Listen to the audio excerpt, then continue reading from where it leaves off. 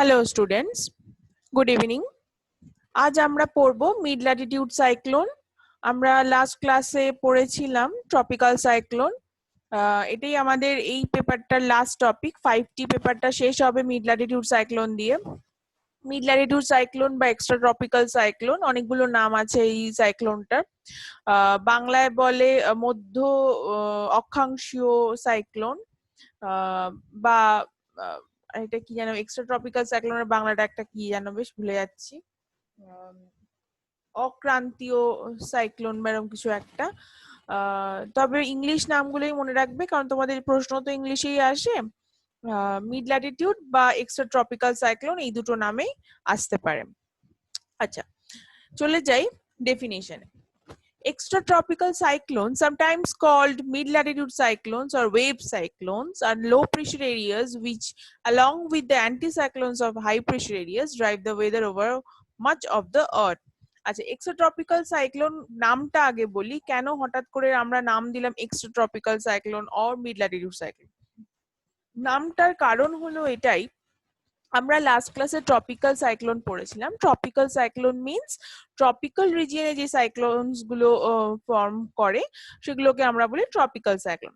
But excluding those, যেসব tropical cyclone গুলো আমরা আগের দিন পড়েছিলাম, যেসব এরিয়াতে ট্রপিক্যাল সাইক্লোন হয় সেসব জায়গাগুলো আমরা দেখেছিলাম, সেই জায়গাগুলো বাদ দিয়েও আর্থ সারফেসের উপর আরেকটা লো প্রেসার জোন আছে। আচ্ছা, আমরা যদি প্রেসার জোনস গুলো দেখি, তোমরা নিশ্চয়ই পড়বে প্রেসার জোনস অফ আর্থ। একটা ইমেজ দেখাই তাহলে বুঝতে পারবে। এই যদি এই ডায়াগ্রামটা দেখো তাহলে বুঝতে পারবে। প্রেসার জোন যদি দেখো, এই ট্রপিক্যাল রিজিয়ন বরাবর একটা লো প্রেসার জোন তৈরি হয়। ঠিক সেম ওয়েতে এ ঠিক লো প্রেসারটা ঠিক পরেই থেকে একটা হাই প্রেসার জোন, তারপর আবার এই যে ইয়েলো কালারের যে জোনটা, এটা আবার একটা লো প্রেসার জোন।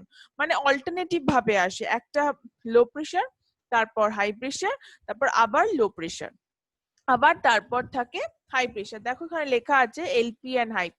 তো লো প্রেসার আর হাই প্রেসার মানে বুঝতেই পারছো, আগের দিন আমি বলেছিলাম যে অলওয়েজ হাই থেকে লো এর দিকে উইন্ড জার্নি করে, ঠিক জলের মতো, তাই তো? তাই এই জায়গাটাতেও কিন্তু একটা প্রবাবিলিটি তৈরি হয় যেখানে সাইক্লোন সৃষ্টি হতে পারে। যেহেতু এটা ট্রপিক্যাল রিজিয়ন নয়, ট্রপিক্যাল রিজিয়নের বাইরে, তাই এটাকে নাম দেওয়া হয়েছিল এক্সট্রা ট্রপিক্যাল সাইক্লোন, বা আরেকটা যেটা বলা হয় mid latitude cyclone. Mid Latitude মানে পুরো আর্থের একটা হেমিস্ফিয়ারকে যদি দেখি, আর একটা হেমিস্ফিয়ারের একদম মাঝামাঝি থাকে এই রিজিয়নটা যেখানে এই ধরনের সাইক্লোনস গুলো অকার হয়। সেই জন্য এই সাইক্লোনটাকে মিড ল্যাটিটিউড সাইক্লোনও বলে। আচ্ছা, এবার আবার চলে যাই ফার্স্ট স্লাইডে।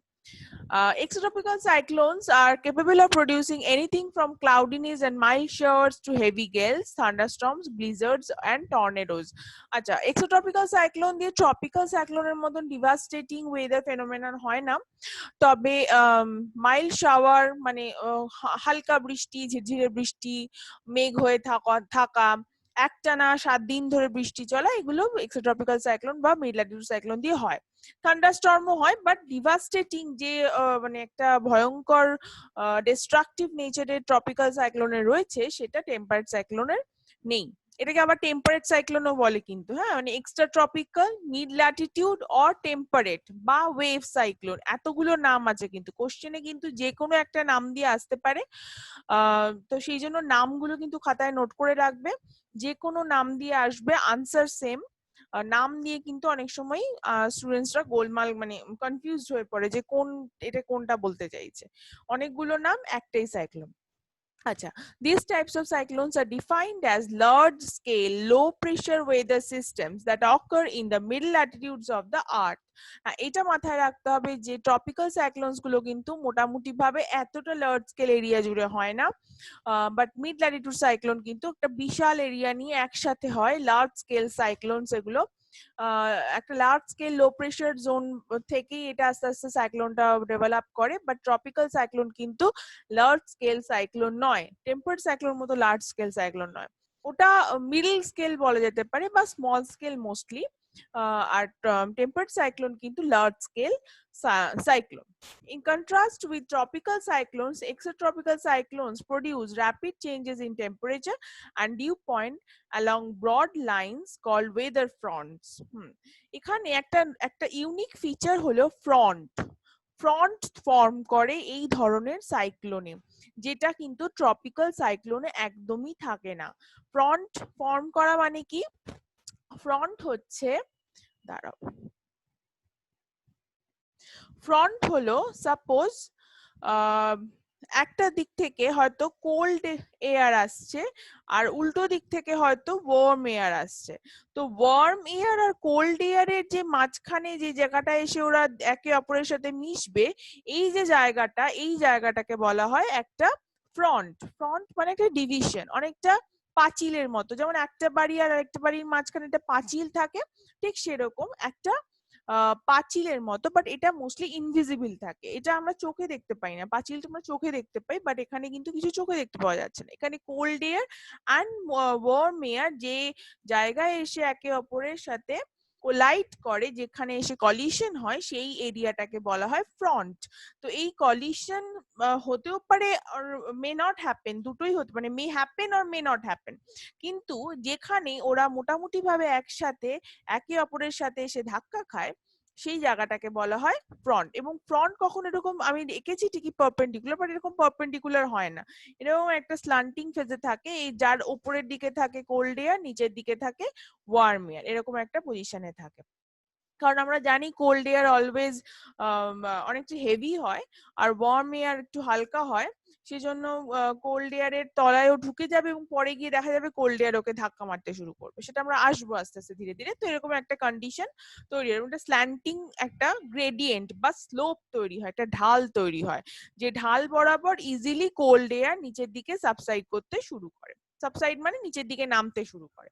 আচ্ছা, এবার চলে আসি জেনারেল লেআউট। দেখো এইটা হচ্ছে আমাদের জেনারেল লেআউট, যখন সাইক্লোনটা ফর্ম করে যায়, আমি যেটা এক্ষুনি দেখালাম, সেই স্লাইডিং সারফেসটা আস্তে আস্তে এরকম একটা ওয়েভ তৈরি করে। ওয়েভ মানে ঢেউয়ের মতন তৈরি করে, এবং উপরের দিকে দেখো ওই প্রেসার, এগুলো হচ্ছে আইসোবার্স 1000, 996, 992, একটা লো প্রেসার জোন তৈরি হয়েছে মাঝখানে।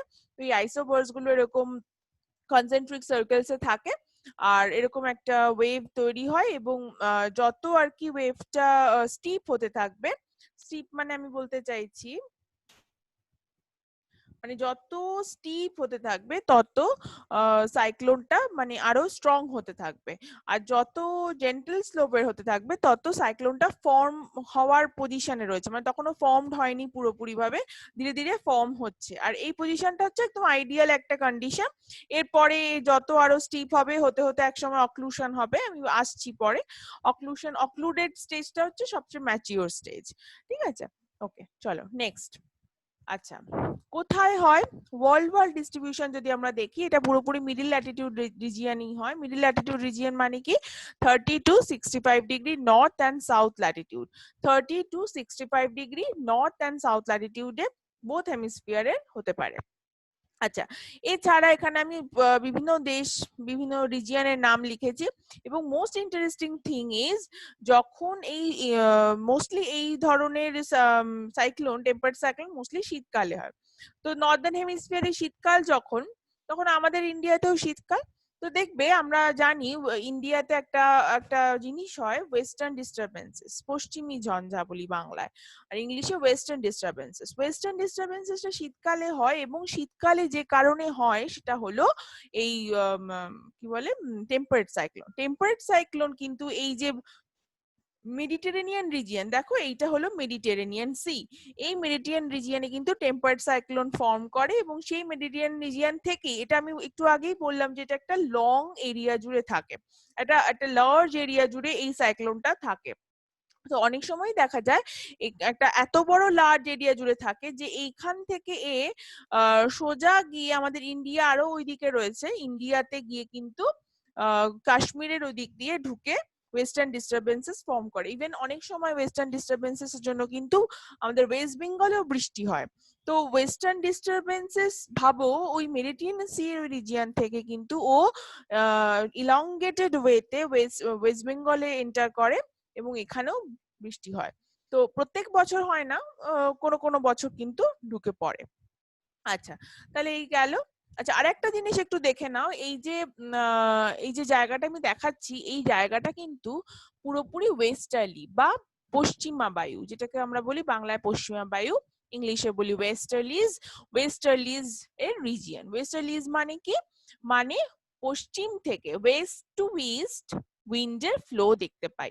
তো ওয়েস্ট টু ইস্ট ইন উইন্ডের ফ্লো দেখার জন্য আগের যে ট্রপিক্যাল সাইক্লোন পড়েছিলাম সেখানে দেখেছিলাম যে এই দিক থেকে মানে ইস্ট টু ওয়েস্ট আমরা উইন্ডের ফ্লো দেখতে পেয়েছিলাম, কেননা সেখানে ট্রেড উইন্ড বা ইস্টার্লি উইন্ড প্রিভ্যালেন্ট। আর এখানে উল্টোটা, এখানে ওয়েস্টার্লি উইন্ড প্রিভ্যালেন্ট, মানে ওয়েস্টার্লি পশ্চিমা বায়ু কিন্তু খুব গুরুত্বপূর্ণ।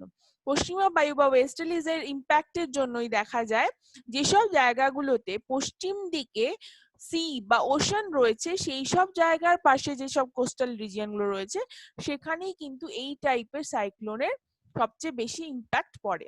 ঠিক যেমন দেখো এই যে আটলান্টিক ওশান রয়েছে, এখানে আটলান্টিক ওশানের ঠিক পাশেই এই জায়গাগুলো, Mediterranean C and Europe's and এই যত কান্ট্রিজ আছে ইউরোপের, এই সমস্ত জায়গায় কিন্তু এই ওয়েস্টার্লিজের জন্য এখানে উইন্টারে খুব ভালো ইম্প্যাক্ট পড়ে এবং এখানে উইন্টার প্রচুর বৃষ্টি হয়।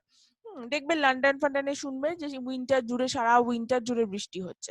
তো এটা কিন্তু পুরোটাই হয় টেম্পারেট সাইক্লোন বা এক্সট্রপিক্যাল সাইক্লোনের প্রভাবে। ঠিক সেরকমই সাদার্ন হেমিস্ফিয়ারেও আমরা দেখতে পাই এই তোমার সাউথ আমেরিকা অ্যান্ড এই তোমার সাউথ আফ্রিকার এই সমস্ত জায়গাগুলোতে কিন্তু এই এক্সট্রপিক্যাল সাইক্লোনের জন্য বৃষ্টি হয়। আচ্ছা, এবার দেখি what are the theories for formation of this types of cyclone. আচ্ছা, থিওরিজ পড়তে গেলে দুরকম থিওরি আছে। দুরকম থিওরি মানে একটা থিওরি একরকম কথা বলছে আর একটা থিওরি অন্যরকম কথা বলছে। তো ফার্স্ট থিওরি যেটা বলছে তার নাম হলো পোলার ফ্রন্ট থিওরি। পোলার ফ্রন্ট থিওরি, দেখো নামেই বুঝতে পারছি যে এই ফ্রন্ট, এখানে এই থিওরিতে মেন সাবজেক্ট হলো ফ্রন্ট। কিভাবে ফ্রন্ট তৈরির মাধ্যমে, কিভাবে ফ্রন্টের জন্যই এই ধরনের সাইক্লোন তৈরি হয় সেইটাই এখানে মেন ডিসকাস করা হয়েছে। তো পোলার ফ্রন্ট থিওরিতে কি বলছে? According to this theory, the warm humid air masses from the tropics meets the dry cold air masses from the poles, and thus a polar front is formed as a surface of discontinuity. যেটা এক্ষুনি বললাম, আমরা জানি ট্রপিকের থেকে warm and humid air always পোলের দিকে যায়, আর পোল থেকে cold and dry air always tropic বা ইকুয়েটরের দিকে আসে। তো যখন সাউথ থেকে বুঝতেই পারছো, এটা যদি আমার ইকুয়েটর হয় আর ওদিকে যদি আমার পোল হয়, সবসময় কি হয়, ইকুয়েটর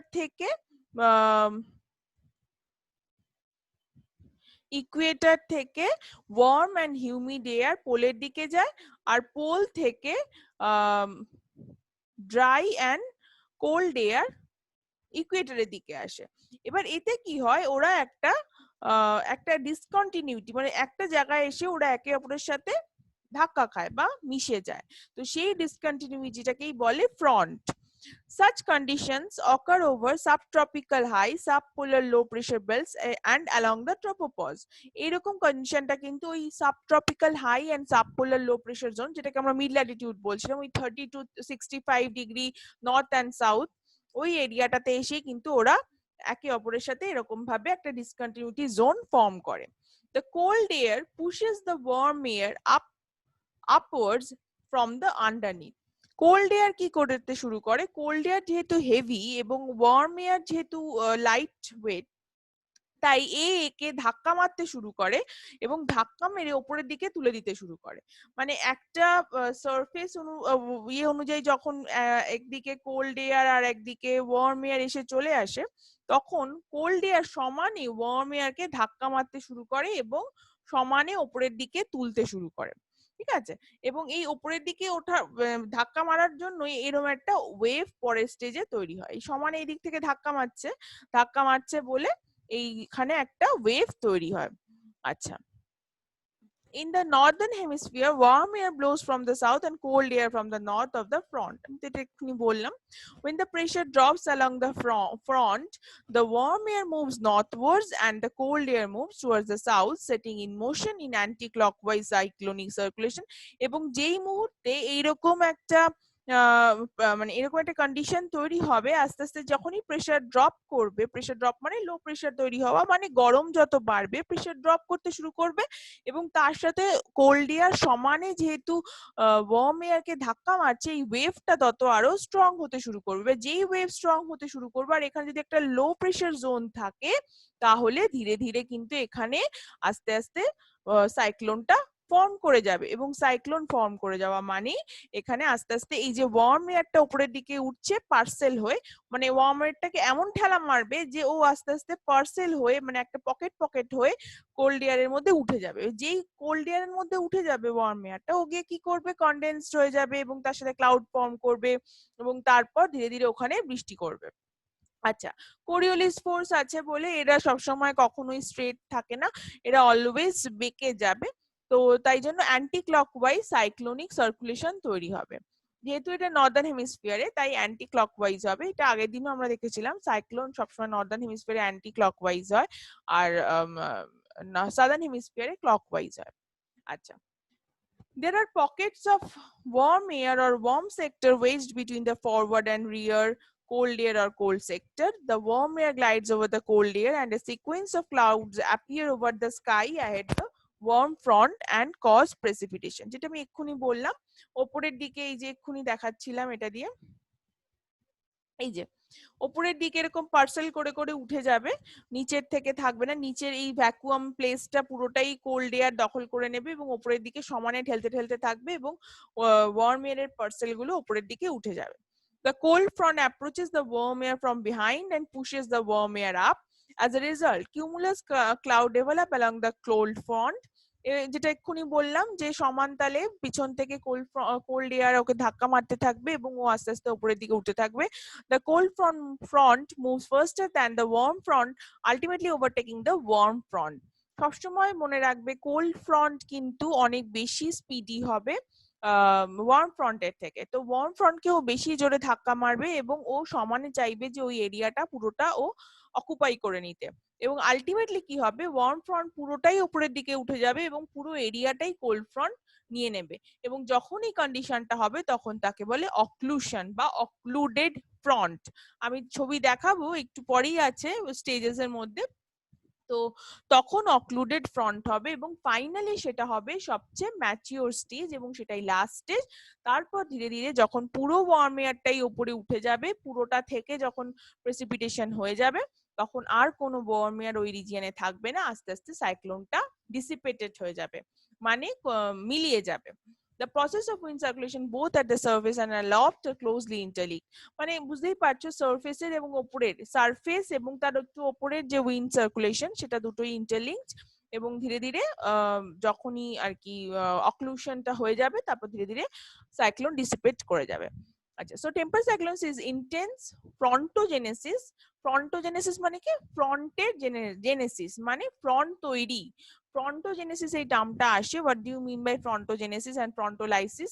ফ্রন্টোজেনেসিস মানে হলো ফ্রন্ট ফর্মেশন আর ফ্রন্টোলাইসিস হলো এই যে ডিসিপেশন অফ ফ্রন্ট, মানে ফ্রন্টের তৈরি এবং ফ্রন্টের মৃত্যু, এই দুটো হচ্ছে ফ্রন্টোজেনেসিস এন্ড ফ্রন্টোলাইসিস। কোশ্চেন আসে কিন্তু 2 মার্কস করে আসতে পারে বা 5 মার্কস আসতে পারে, কোশ্চেন আসে। ফ্রন্ট তোমাদের আলাদা টপিক আছে, আমি জাস্ট এমনি তোমাদের ইন্টারলিঙ্ক করার জন্য ব্যাপারটা বলে দিলাম। ফ্রন্টোজেনেসিস বা ফ্রন্টোলাইসিস কিন্তু কোশ্চেন আসে। আচ্ছা, অক্লুডেড ফ্রন্টও কোশ্চেন আসে, অক্লুশন আসে। আচ্ছা, normally individual frontal cyclone exists for about 3 to 10 days, moving in a generally west to east direction. West to east কেন হচ্ছে বুঝতেই পারছো, ওয়েস্টার্লি রয়েছে, ওয়েস্টার্লি যেহেতু প্রিভেলেন্ট মানে পশ্চিমা বায়ু যেহেতু এখানে মেইন ইম্পর্টেন্ট একটা বায়ু, তাই জন্য এই ধরনের সাইক্লোন গুলো অলওয়েজ পশ্চিম থেকে পূর্ব দিকে ওয়েস্ট টু ইস্ট ডিরেকশনে মুভ করে এবং মেইনলি 3 to 10 days অবধি স্টেবল হয়। নেক্সট দেখি এবার। আচ্ছা, নেক্সট থিওরি হলো ব্যারোক্লিনিক ওয়েভ থিওরি। এখানে বলছে আগের থিওরিটা আমরা দেখলাম ফ্রন্ট তৈরি হচ্ছে, বাট এই থিওরিতে বলছে ফ্রন্ট তৈরি হয় না, এখানে অন্য একটা ব্যাপারে হয়। আচ্ছা, এখানে আগের থিওরিটা থেকে আমরা কিন্তু ফরমেশন এন্ড মুভমেন্টটা ঠিকঠাক বুঝতে পারলেও বাট ইনিশিয়াল স্টেজটা ওই যে যেখানে এসে ফার্স্ট ফ্রন্ট তৈরি হচ্ছে, যেখানে ওরা দুজনে দুজনকে মিট করছে, সেই জায়গাটা যে ফার্স্ট ফ্রন্টটা যে তৈরি হলো সেটা নিয়ে খুব একটা ক্লিয়ার আমাদের কাছে এক্সপ্লেনেশন নেই। তো সেখান থেকেই আমাদের mathematical model and mathematical foundation যেহেতু আগেরটায় নেই, তাই সেইখান থেকে আমাদের নতুন একটা থিওরি তৈরি হয়, তার নাম হলো ব্যারোক্লিনিক ওয়েভ থিওরি। এই থিওরিটা কিন্তু ভীষণভাবে স্ট্রং অ্যান্ড ম্যাথমেটিক্যাল মডেল রয়েছে, ম্যাথমেটিক্যাল মডেল দিয়ে একদম পুরো দেখানো। তো সেই জন্য এই থিওরিটাকে আমরা বলতে পারি ইনিশিয়াল স্টেজেস অফ সাইক্লোন ডেভেলপমেন্টের একটা সবচেয়ে authentic theory. Paraclinic wave theory is based on the fact that cyclones of the extratropical regions may form even without any pre-existing front between the polar and tropical air masses. এই theory কিন্তু বলছে যে কোনো রকম pre existing front না থাকলেও এই ধরনের সাইক্লোন তৈরি হতে পারে। It considers the cyclone and anticyclones as an integral part of the general atmospheric circulation. ফার্স্টে এটা বলছে যে অ্যাকচুয়ালি সাইক্লোনস এন্ড অ্যান্টিসাইক্লোন কে আমরা কোনো আলাদা কোনো একটা কোনো ঘটনা হিসেবে দেখব না। General atmospheric circulation, general atmospheric সার্কুলেশনের মধ্যে কি পড়ে? মেইনলি তিনটে উইন্ড পড়ে। একটা হচ্ছে trade wind or easterlies, next হচ্ছে ওয়েস্টার্লিজ অ্যান্ড নেক্সট হচ্ছে পোলার উইন্ডস বা পোলার ইস্টার্লিজ। এই তিনটেকে নিয়ে আমরা বলি জেনারেল অ্যাটমসফেরিক সার্কুলেশন। তো তারই একটা পার্ট বলছে সাইক্লোনস এন্ড অ্যান্টিসাইক্লোনস, তারা আলাদা কিছু নয়। তো কিছু সার্কামস্টেন্সেস এর জন্য ওই ওয়েস্টার্লিটাই সাইক্লোনের মতন হয়ে যায়, আবার কিছু কিছু ক্ষেত্রে ইস্টার্লি বা ট্রেড উইন্ডটাই ট্রপিক্যাল সাইক্লোন ফর্ম করে। The most important feature of this theory is that it was involved through the use of mathematical techniques and numerical analysis of weather forecasting. এক্ষুনি বললাম এই থিওরিটা কিন্তু ভীষণ ইম্পর্টেন্ট এই কারণেই, কারণ এটা ম্যাথমেটিক্যালি এস্টাবলিশড, এই থিওরিটা ম্যাথমেটিক্যালি প্রুভড এবং নিউমেরিক্যাল অ্যানালিসিস ওয়েদার ফোরকাস্টিং দিয়ে কিন্তু এটা দিয়ে করা হয় এবং এটা ম্যাথমেটিক্যালি মডেলিংও এটা থেকে করা হয়েছে। আচ্ছা, নেক্সট হচ্ছে ব্যারোক্লিনিক থিওরি কেন বলছে, ব্যারোক্লিনিক ওয়েভ কেন বলছে। দেখো, ব্যারোক্লিনিক অ্যান্ড ব্যারোট্রপিক এটাও খুব ইম্পর্টেন্ট একটা কোশ্চেন, পরীক্ষায় আসে। What do you mean by baroclinic and what is barotropic? এটা আমাদের ফার্স্টে বুঝতে হবে। Baroclinicity denotes the state of stratification in which atmosphere in which surfaces of constant pressure intersect surfaces of constant density. মানে isobar আর আইসোথর্ম সবসময় একে অপরকে intersect করবে। মানে আইসোবারের যে লাইনগুলো আছে, আইসোবার এন্ড আইসোথর্ম একে অপরকে ইন্টারসেক্ট করবে, তখন তাকে বলবে ব্যারোক্লিনিসিটি। আর যদি আইসোবার্স এন্ড আইসোথর্মস কেউ কাউকে ইন্টারসেক্ট না করে, দুজনে দুজনের প্যারালালি থাকে, তাহলে তাকে বলবে ব্যারোট্রপি বা ব্যারোট্রপিক সিচুয়েশন। আর এটা হলো ব্যারোক্লিনিক situation. Barotropy, on the other hand, is a state of atmosphere in which surfaces of constant pressure and constant density are parallel. মানে টেম্পারেচার অ্যান্ড প্রেশার এর যে লাইন দুটো থাকবে, আইসোবার অ্যান্ড আইসোথর্ম, এই দুটো একে অপরের প্যারালাল যাবে। বাট এখানে আইসোথর্ম অ্যান্ড আইসোবার দুটো একে অপরকে ইন্টারসেক্ট করবে, এবং যখনই ইন্টারসেক্ট করবে তখনই এক ধরনের ইনস্টেবিলিটি তৈরি হবে। ইনস্টেবিলিটি মানে কি? একটা অসামঞ্জস্যতা, মানে ইনস্টেবল একটা কন্ডিশন হবে যেখানে উইন্ড ফ্লো করতে শুরু করবে। উইন্ড ফ্লো করতে শুরু করবে এই গ্রেডিয়েন্ট অনুযায়ী, আইসোবারের যে গ্রেডিয়েন্ট আছে সেই গ্রেডিয়েন্ট অনুযায়ী উইন্ড ফ্লো করতে শুরু করবে। তখনই আস্তে আস্তে ধীরে ধীরে একটা সাইক্লোন তৈরি হওয়ার একটা আদর্শ অবস্থা, একটা আইডিয়াল সিচুয়েশন, আইডিয়াল কন্ডিশনস একটা তৈরি হবে। আচ্ছা, এবার দেখা যাক এই থিওরি অনুযায়ী কি বলছে। According to the baroclinic theory, cyclones and anticyclones in the temperate region forms as a result of baroclinic instability. যেটা এক্ষুনি বললাম, baroclinic instability মানে কি? আইসোবার্স এন্ড আইসোথর্মস এর লাইনস গুলো একে অপরকে ইন্টারসেক্ট করবে। সেরকম কন্ডিশন হলেই, অর্থাৎ baroclinic instability তৈরি হলেই কিন্তু এই থিওরি অনুযায়ী, according to this theory, temperate রিজিয়নে সাইক্লোনস এবং অ্যান্টিসাইক্লোনস গুলো ফর্ম করা শুরু করবে। In the troposphere, there is a continuous decrease in temperature from the equator towards the poles. The meridional temperature gradient goes on increasing and it takes the middle latitude upper air flow unstable. হ্যাঁ, এটা মাথায় রাখতে হবে যে ট্রোপোস্ফিয়ারে Ecuador থেকে পোলের দিকে, বুঝতেই পারছো, ইকুয়েটর থেকে যত পোলের দিকে যাব তত কিন্তু আমাদের টেম্পারেচার কমতে থাকে। তো টেম্পারেচার যত কমতে থাকে এই এই যে টেম্পারেচার কমাটাকে, এই যে ধরো আমি একটা মেরিডিয়ান বরাবর, মেরিডিয়ান মানে কি দ্রাঘিমা রেখা, মেরিডিয়ান বরাবর সাপোজ ধরো 30 ডিগ্রি ইস্ট, এই মেরিডিয়ান বরাবর যদি আমি ইকুয়েটর থেকে টুয়ার্ড পোল যাই, তাহলে কি হবে, ধীরে ধীরে দেখবো যত পোলের দিকে যাচ্ছি তত আমার টেম্পারেচার ডিক্রিজ করছে।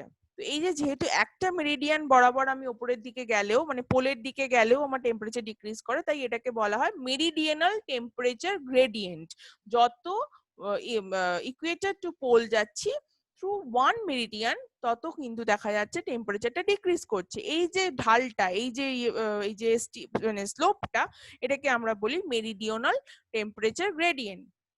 এই গ্রেডিয়েন্টটা যত আমরা পোলের দিকে যাব তত বাড়তে থাকবে, মানে তত উপরের দিকে উঠতে থাকবে। and it makes the middle latitude upper air flow unstable। মানে ব্যাপারটা বুঝতে পারছো কিনা আমি বুঝতে পারছি না, একটু এঁকে দেখাই। সাপোজ এই যে লাইনটা আমি এঁকেছি এটা হলো আমার 30 ডিগ্রি, যেটা বললাম 30 ডিগ্রি ইস্ট, 30 ডিগ্রি ইস্ট। তবে 30 ডিগ্রি ইস্ট বরাবর এটা ছিল আমার 0 ডিগ্রি, 0 ডিগ্রি নর্থ, মানে 0 ডিগ্রি আর কি, 0 ডিগ্রি নর্থ সাউথ কিছু হয় না, 0 ডিগ্রি অর ইকুয়েটার। তো ইকুয়েটার থেকে যত আমি এদিকে যাব তত আমার টেম্পারেচার বাড়বে, তত টেম্পারেচার ডিক্রিজ করবে। তো ডিক্রিজ যত করবে এর দিকে টেম্পারেচার আমার বেশি ছিল, তো টেম্পারেচার সাপোজ ধরো এদিকে আমার এরকম হবে। মানে যত আমি এদিকে আসবো, এটা যদি আমার পোল হয় আর এটা যদি আমার ইকুয়েটর হয়, তবে টেম্পারেচারের এই লাইনটা হবে এরকম। যত পোলের দিকে এসে যত টেম্পারেচার কমে গেছে, যত ইকুয়েটরের দিকে ছিলাম তত টেম্পারেচার বেড়ে গেছে। তো এই যে গ্রেডিয়েন্টটাকে বলা হয় মেরিডিয়ানাল টেম্পারেচার গ্রেডিয়েন্ট। এবং যত দেখবো যে পোলের দিকে যাব, স্টিপটা তত বাড়তে, মানে স্লোপটা তত বাড়তে থাকবে, গ্রেডিয়েন্টটা তত আরো স্টিপ হতে থাকবে।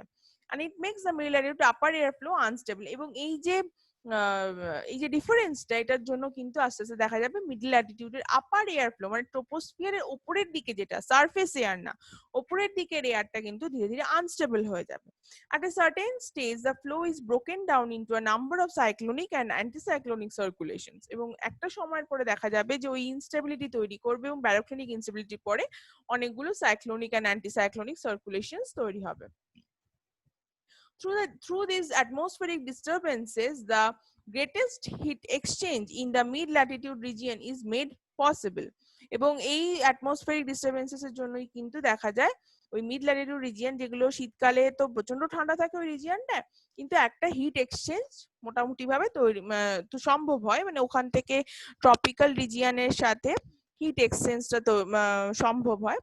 Cyclones and anticyclones, according to this theory, are non-frontal in origin and may be taken to be a part and parcel of the general circulation pattern। এটা একটু আগেই বলেছি যে এই থিওরি অনুযায়ী কিন্তু কোনো ফ্রন্ট তৈরি হয় না, এবং এটা জেনারেল সার্কুলেশনের একটা প্যাটার্ন বলেই এটাকে কনসিডার করা হয়। আচ্ছা, এবার দেখি কি কটা স্টেজেস আছে, যেটা আমরা বলি যে একটা সাইক্লোন, মানে একটা মিড ল্যাটিটিউড সাইক্লোন ফর্ম হতে গেলে মেইনলি 4টে স্টেজ আছে। তবে কোনো কোনো বইতে তোমরা 6টা স্টেজও দেখবে। এই 4টের মধ্যেই আসলে 2টো স্টেজ আছে, যেখানে আরো 2টো সাব পার্ট আছে, সেই কোন কোন বইতে সেগুলোকেও আলাদা আলাদা স্টেজ হিসেবে দেয়। তাই কোন কোন বইতে 6টা স্টেজ দেখবে, সেটাও যেমন কারেক্ট, আবার কোথাও যদি 4টে স্টেজ দেখো সেটাও কারেক্ট। আচ্ছা, ফার্স্টে হচ্ছে দ্য ইনিশিয়াল স্টেজ। ইনিশিয়াল স্টেজে কি হবে, at first the polar and tropical air currents on the opposite sides of the polar front blow parallel to the isobirds and the front। আমি সোজা চলে যাই, একটা ডায়াগ্রাম আছে সেখানে দেখো। একদম ফার্স্টে কি হয়েছে, ওয়ার্ম এয়ার আসছে আর কোল্ড এয়ার আসছে, তাই তো। এই এই এই ডায়াগ্রামটা দেখো, এদিক থেকে ওয়ার্ম এয়ার আসছে, ওদিক থেকে কোল্ড এয়ার আসছে। তো দুজনেই একটা জায়গায় এসে মিট করেছে, মিট করার পরে যে জায়গাটা, এখানটা একটা ফ্রন্ট তৈরি হয়েছে। ওপর দিয়ে কোল্ড এয়ার যাচ্ছিল এবং আস্তে আস্তে নিচ দিয়ে ওয়ার্ম এয়ার যাচ্ছিল। নিচ দিয়ে কেন যাচ্ছিল ওয়ার্ম এয়ার, কারণ ওয়ার্ম এয়ার লাইট আর কোল্ড এয়ার হচ্ছে হেভি। তো ওয়ার্ম এয়ার সহজেই আর কি ভেতরে ঢুকে যাচ্ছিল, কোল্ড এয়ারটা হেভি বলে অকুপাই করতে সময় লাগছিল জায়গাটা। তো এটা একদম ফার্স্ট কন্ডিশন, এটা ইনিশিয়াল স্টেজ। দেখি কি বলছে এখানে ইনিশিয়াল স্টেজে। In the cold air mass to the north of the polar front the flow of air is from west to east. হ্যাঁ, বুঝতেই পারছো এটা ওয়েস্টার্লি রিজিয়ন, তো সেই জন্য ওয়েস্ট টু ইস্টই হবে। In the warm air mass to the south of the front flow air is from west to east. দুটোই ওয়েস্ট টু ইস্ট হবে কারণ এটা ওয়েস্টার্লি রিজিয়ন, ওয়েস্টার্লি বা পশ্চিমা বায়ু রিজিয়ন, তাই দুটো রকমের এয়ারই কিন্তু ওয়েস্ট টু ইস্টই ফ্লো করবে।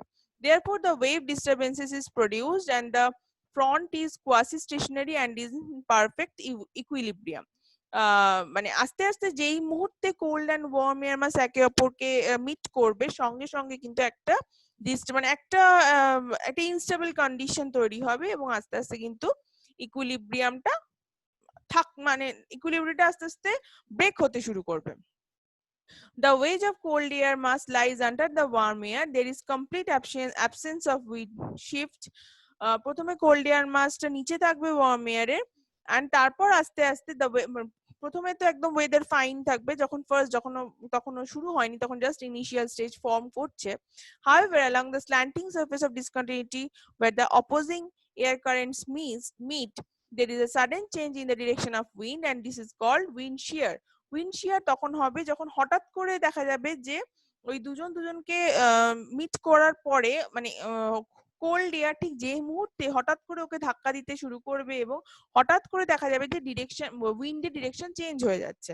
মানে উইন্ড শিয়ার তাকেই বলে যখন একটা প্রেসার লেভেল থেকে আরেকটা প্রেসার লেভেলে উইন্ডের ডিরেকশন মানে চেঞ্জ হয়ে যায়, তখন তাকে উইন্ড শিয়ার বলে। ঠিক আছে, দেখবে অনেক সময় আমরা হয়তো কোনো একটা ঝড় আসার আগে বা মানে একটা ঝড় আসছে এরকম বুঝতে পারি কখন, যে হঠাৎ করে দেখি যে এলো পাথারি উইন্ড হাওয়া বইতে শুরু করেছে। অনেক সময় দেখবে এটা নোটিস করবে যে আমরা ছাদে দাঁড়িয়ে আছি বা রাস্তায় দাঁড়িয়ে আছি, হঠাৎ করে এলো পাথারি খুব জোরে হাওয়া দিতে শুরু করলো, ওইটা হচ্ছে উইন্ড শিয়ার। মানে একটা প্রেসার লেভেল থেকে আরেকটা প্রেসার লেভেলে যেই আমরা চেঞ্জ করছি, উঠছি বা নামছি, হঠাৎ দেখা যাবে উইন্ডের ডিরেকশনটা একটা দিক থেকে অন্য দিকে চেঞ্জ হয়ে যাচ্ছে, তো সেটাকেই বলা হয় উইন্ড শিয়ার। এবং হঠাৎ করে সেটা শুরু হয়ে যাবে ইনিশিয়াল স্টেজে।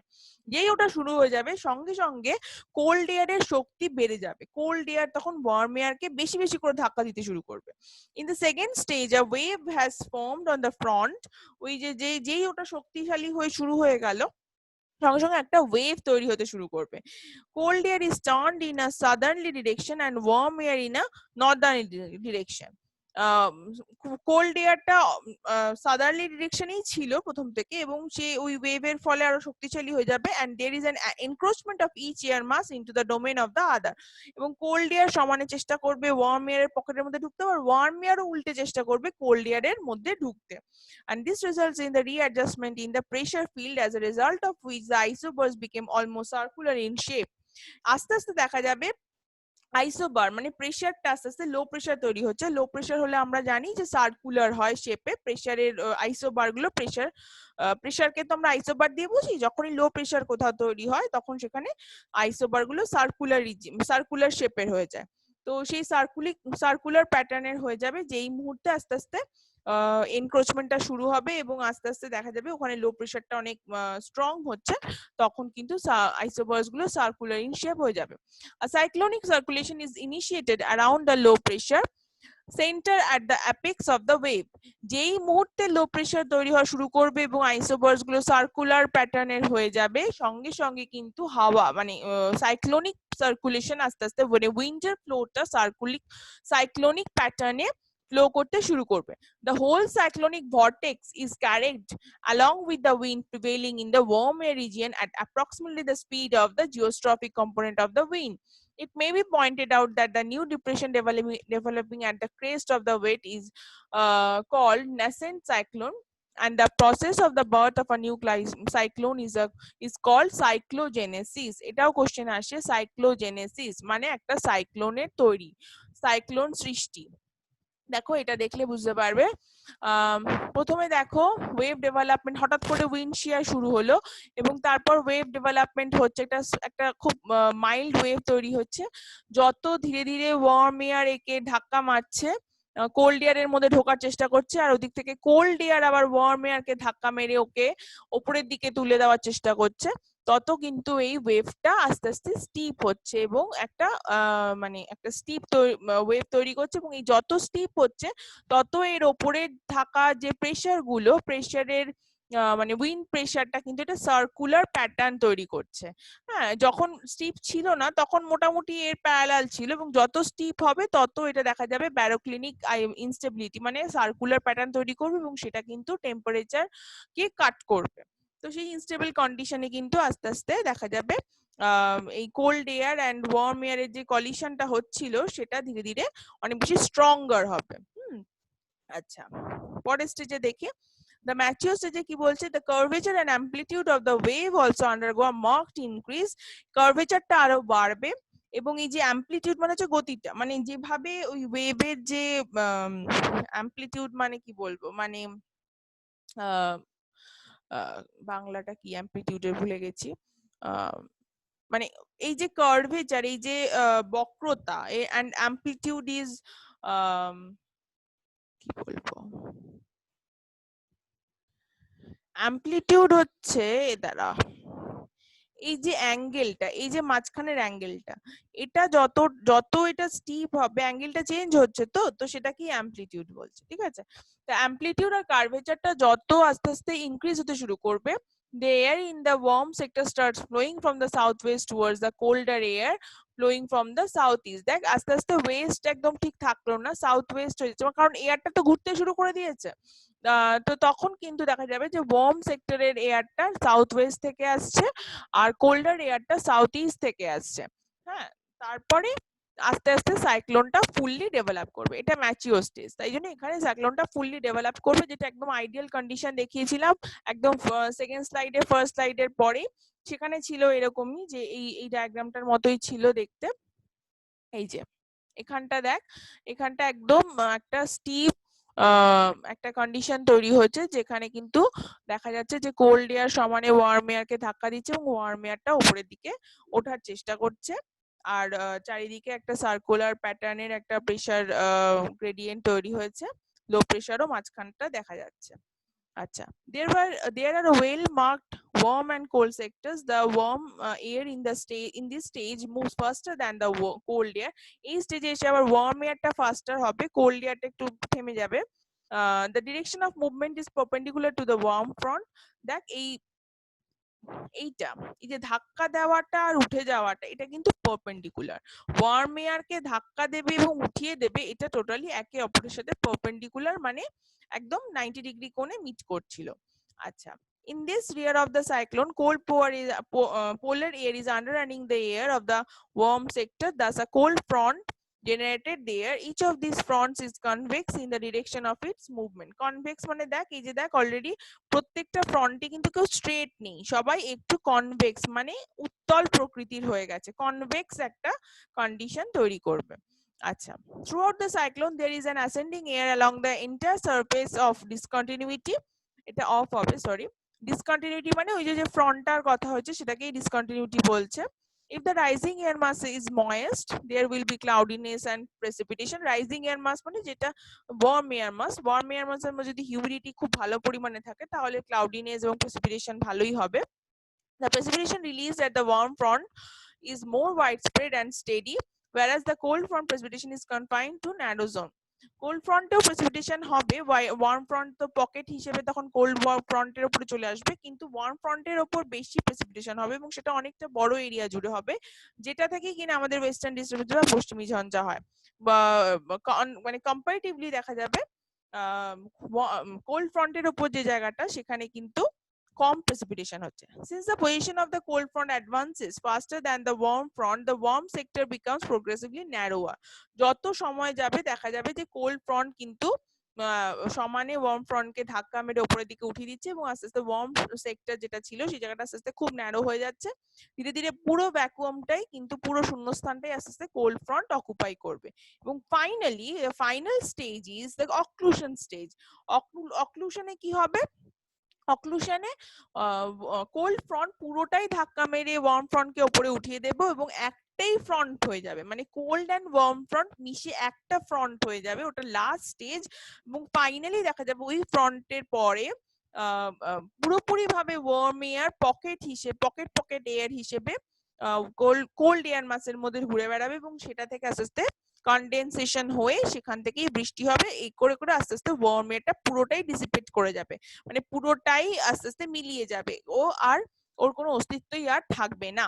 Occlusion starts first near the apex of the wave. Apex মানে একদম চূড়াটা, ওয়েভের যে মাথাটা, শীর্ষটা, মানে একদম টপ অফ দ্য ওয়েভের পয়েন্টটা থেকে শুরু হবে, where warm front is the closest to the cold front, মানে সেখান থেকে আস্তে আস্তে দুটো মিশে যাওয়া শুরু হবে, তারপর আস্তে আস্তে অনেকটা চেনের মতো, চেন যেমন ওপর থেকে শুরু করে আস্তে আস্তে দুটোকে মিশিয়ে দিয়ে ঠিক সেরকম ব্যাগের চেন গুলোর মতো, মানে একদম ওপর থেকে দুজনে দুজনকে মার্জ করে যাওয়া শুরু হবে, তারপর ধীরে ধীরে ধীরে ধীরে ও নিচের দিকে নামবে, এবং যত নিচের দিকে নামবে তত ধীরে ধীরে দেখা যাবে ওয়ার্ম ফ্রন্টটা, মানে ওয়ার্ম এয়ার মাসটা আস্তে আস্তে পুরোপুরি কি বলবো ইনভিজিবল হয়ে যেতে শুরু করবে, পুরোটাই কোল্ড এয়ার মাস অকুপাই করে নিতে শুরু করবে। দেখো এই জায়গাটা, এই যে লাইনটা আস্তে আস্তে উপর থেকে শুরু হয়েছে এবং আস্তে আস্তে এটা নিচের দিকে নামবে, পুরো জিপ করার মতো, মানে পুরো একদম চেন টানার মতো, যেভাবে আমরা টানি একটা ব্যাগের চেনকে ওদিক থেকে, মানে ধরো বাঁ দিক থেকে শুরু করলাম আস্তে আস্তে ডান দিক অব্দি টেনে দিলে যখন পুরোটাই মার্জ করে গেল, ঠিক সেরকম আস্তে আস্তে কিন্তু এই দেখো এই জায়গাটা এতখানি মাত্র এইটুকু ছিল মাত্র, এই জায়গাটা আরো অনেকটা হয়ে গেছে, যত দিন যাবে তত আস্তে আস্তে পুরোটাই হয়ে যাবে এবং আলটিমেটলি দেখা যাবে আর কিচ্ছু নেই, আবার এরকম একটা কন্ডিশন একদম শুরু হয়ে যাবে, একদম আইডিয়াল একটা কন্ডিশন যেখানে আর কোনো বৃষ্টি হবে না। আচ্ছা, এই গেল আমাদের মোটামুটি অক্লুডেড ফ্রন্ট এন্ড অক্লুশনের পর পুরো মানে এই যে সাইক্লোনটা পুরোপুরি ডাইজ হয়ে যাবে, মানে মরে যাবে, শেষ হয়ে যাবে। আচ্ছা, এবার আসি ক্যারেক্টারিস্টিক্স অফ দিস সাইক্লোন। আচ্ছা, ফার্স্টে দেখি সাইজ এন্ড শেপ, এটা মোটামুটি ভাবে ভি শেপের হয় এবং সাইজ 500 to 600 কিলোমিটার জুড়ে স্ট্রেচড হয়। Wind velocity and strength, wind strength is more in eastern and southern portions, more over North American compared to Europe. North আমেরিকার উপরে একটু বেশি হয় ইউরোপের তুলনায়। আর wind velocity increases with the approach but decreases after the cyclone has pass. বুঝতেই পারছো সাইক্লোন যখন শুরু হয় তখন উইন্ড ভেলোসিটিটা অনেক বেশি থাকে, যখন আস্তে আস্তে সাইক্লোন শেষ হয়ে যায় তখন উইন্ড ভেলোসিটি কমে যায়। Structure, the north western sector is the cold sector, north eastern sector is the warm sector. উত্তরের দিকে, উত্তর পশ্চিম দিকে নর্থ ওয়েস্টার্ন সেক্টর হলো কোল্ড সেক্টর থাকে, আর নর্থ ইস্টার্ন মানে উত্তর পূর্ব দিকটা থাকে ওয়ার্ম সেক্টর। আচ্ছা, ওরিয়েন্টেশন এন্ড মুভমেন্ট, এখানে কিন্তু জেট স্ট্রিম একটা ভীষণ মেজর রোল প্লে করে। জেট স্ট্রিম যেহেতু একদম যেটা আমাদের টেম্পারেট রিজিয়ন বা এক্সট্রা ট্রপিক্যাল রিজিয়ন যেখানে হয়, সেখানে একদম মাথা দিয়ে একটা জেট স্ট্রিম ফ্লো করে, সেই জেট স্ট্রিমটা কিন্তু নিচের সারফেস লেভেলের যে এই যে এই ইয়েগুলো, এই সাইক্লোনটাকে কিন্তু বেশ ভালো রকম ইনফ্লুয়েন্স করে, এবং ওয়েস্টার্লিকে যেহেতু এই জেট স্ট্রিম ভীষণভাবে কন্ট্রোল করে, তাই জন্য কিন্তু এই টাইপের সাইক্লোন গুলো এগুলো দিয়ে, এই জেট স্ট্রিম দিয়ে বেশ ভালোই ইনফ্লুয়েন্সড হয়, এবং জেট স্ট্রিমের যে ওয়েভ, এই ওয়েভ অনুযায়ী কিন্তু তখন দেখা যায় অনেক সময় এই ওয়েভ নিচেরও সারফেস লেভেলেও ওয়েভ তৈরি হচ্ছে। আচ্ছা, অ্যাসোসিয়েটেড ওয়েদার, এই সাইক্লোন দিয়ে খুব ডিস্ট্রাকটিভ কোনো ওয়েদার ফেনোমেনন না হলেও এটা দিয়ে বৃষ্টি নরমালি, বৃষ্টি, ড্রিজল, রেইনফল, নরমাল হেল স্টর্ম এটুকু হতে পারে। সিরাস ক্লাউড, কিউমুলাস ক্লাউড এগুলো হয়, খুব বেশি বৃষ্টি হয় এবং সেটা প্রায় 7 দিন ধরে টানা চলতে পারে। এই মোটামুটি অ্যাসোসিয়েটেড ওয়েদার। নেক্সট হচ্ছে ফ্রন্ট ফর্মেশন, এতক্ষণ ধরে তো বললাম এটা একটা ইউনিক ফিচার, এখানে এই ধরনের সাইক্লোনে একমাত্র ফ্রন্ট ফর্মেশন হয়, আর কোনো সাইক্লোন বা আর কোনো টাইপের ওয়েদার ফেনোমেননে ফ্রন্টের ইউজ এত দেখতে পাওয়া যায় না, এবং ফ্রন্ট ফর্মেশন এখানে হয় বলি ফ্রন্টোলাইসিস, ফ্রন্টোজেনেসিস, সাইক্লোজেনেসিস এই টার্মগুলো এখানে এসেছে। এখানেই মোটামুটি আমাদের আজকে সাইক্লোনটা শেষ হচ্ছে। ওকে, থ্যাংক ইউ। আমার ক্লাইমেটের এই টপিক গুলো দিয়েই শেষ হলো, ক্লাইমেট শেষ। আমি পরের দিন থেকে 6টি পেপার শুরু করব।